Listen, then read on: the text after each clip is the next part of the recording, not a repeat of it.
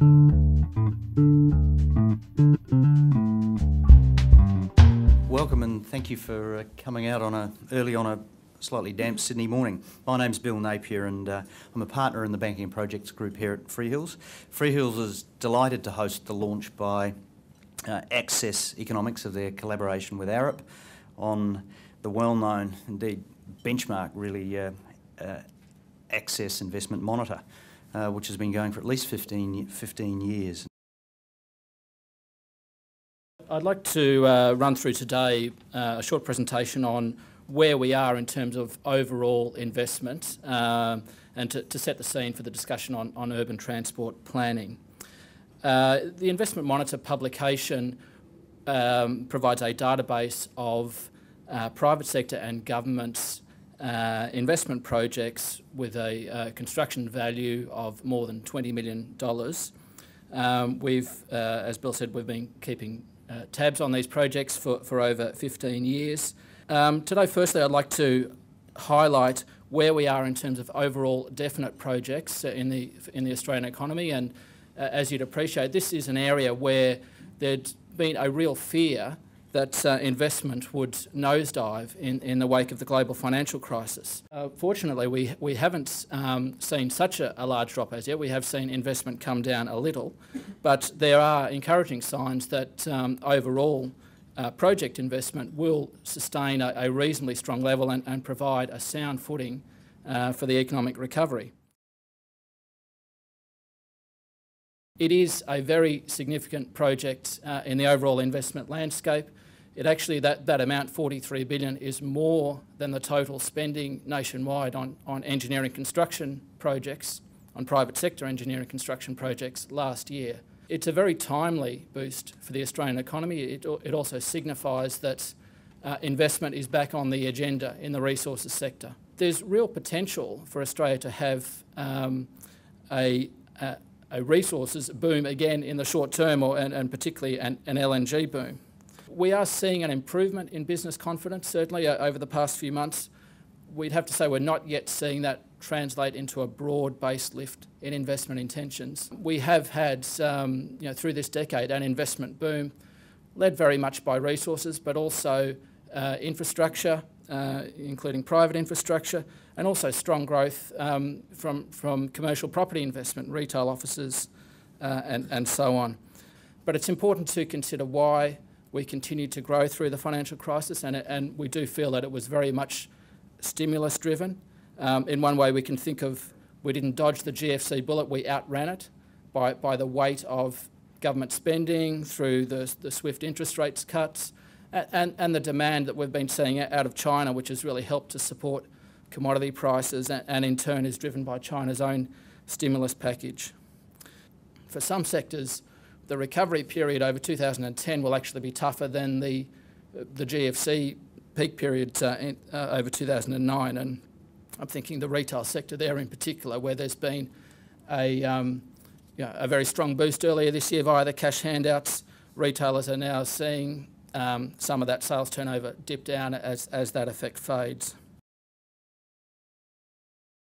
So we've had net migration in calendar 08 of over 250,000 people, and that's continued to hold a high level through 2009 as well, we understand. So it's certainly a positive for the economic environment. Typically the migrants coming to Australia are skilled or bring with them incomes. They're typically of an age cohort between ages 20 and 40, which means that they'll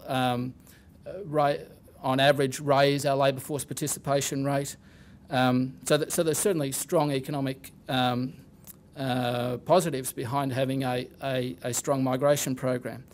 That said, it's also, population growth is clearly also an issue that has to be planned for, particularly for the likes of infrastructure and including transport infrastructure, including land release for housing, including water supply. We're very happy to be launching the Investment Monitor today, which is the first we've produced in our new collaboration with Arup.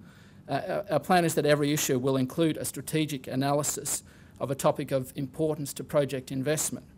And the strategic viewpoint for this issue is on urban transport planning, Andrew Wisdom from Arup is the author of that article, and I'd like to hand over to Andrew now to take us through the urban transport challenge. I want to talk to you first about two possible futures. I want you just to think about what kinds of futures you want to live in. One is the business as usual future, so the future that we are used to, and the other is the other option.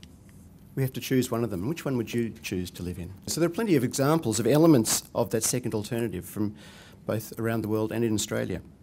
But what I'm talking about is wholesale conversion of our cities to that second future. Now, this is no pipe dream. You might say, how can we possibly get there? But it's no pipe dream. It's happening as we speak. In London, the Thames Gateway is a project is planning on redeveloping the whole of east of London. In China, there are numbers of cities that are planning and, in fact, constructing that new future. In the US, planning for that kind of future is underway. There's no reason why we can't do that. I'd just like to touch on four basic propositions that I think underpin our city planning. The first is that the city is a system. That means that transport of investment decisions affect housing prices. It means that release of land on the urban fringe drives investment in infrastructure of all types, as David mentioned. We need to think of our cities as systems. As Mr. Rudd's speech 2 nights ago that Bill referred to was touching on that very issue. It's a lovely study by Don Appleyard in San Francisco in 1975. And at the top is a street that's got very little traffic, middle street's got quite a lot of traffic, the bottom is a heavily trafficked street. In the lightly trafficked street, everybody knew on average, I think it's about 3 people. They're friends with 3 people per person, and they knew about 6 people per person. And the friends and acquaintances were on both sides of the road. Medium, that 3.1 people drops down to about 1.5, I think, and the acquaintances drop down to about 5. The heavily trafficked street at the bottom, you only know people on the same side of the street, and you only know 0.9, you only have friends with 0.9 people per person, and you only know 3.1. So that is about the city as a system. There are all sorts of unintended effects. So how many friends do you have on your street? My next proposition is that there's a limited pot of funding and all investment competes for that funding. So the current discussion about whether or not the national broadband network is social funding, social infrastructure or economic infrastructure is beside the point. And my final proposition is that our tools and our mindset must match that challenge. We've got to think both, not only strategically and tactically, but operationally. We have to think all those things in a combined sort of way. And there are ways of doing what Mr. Rudd has charged us to do, which is to think about developing our cities in an integrated way. This is an example from Los Angeles, of all places, looking at what strategy combinations you might use to drive reduction in carbon emissions. And the mix of strategies is not all about transport, or it's not all about infrastructure, it's a mix.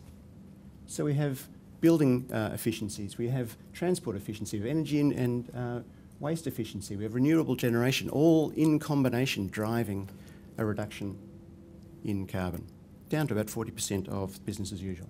It can be done. There's 3 elements, I believe. Holistic thinking, we need to think of the city as a system. It's about an integrated approach. It's about combining every part of that city to work effectively. And it's about integrative mindset, which is actually getting things to work together to our mutual benefit. And I ask you again, which kind of city do you want to live in?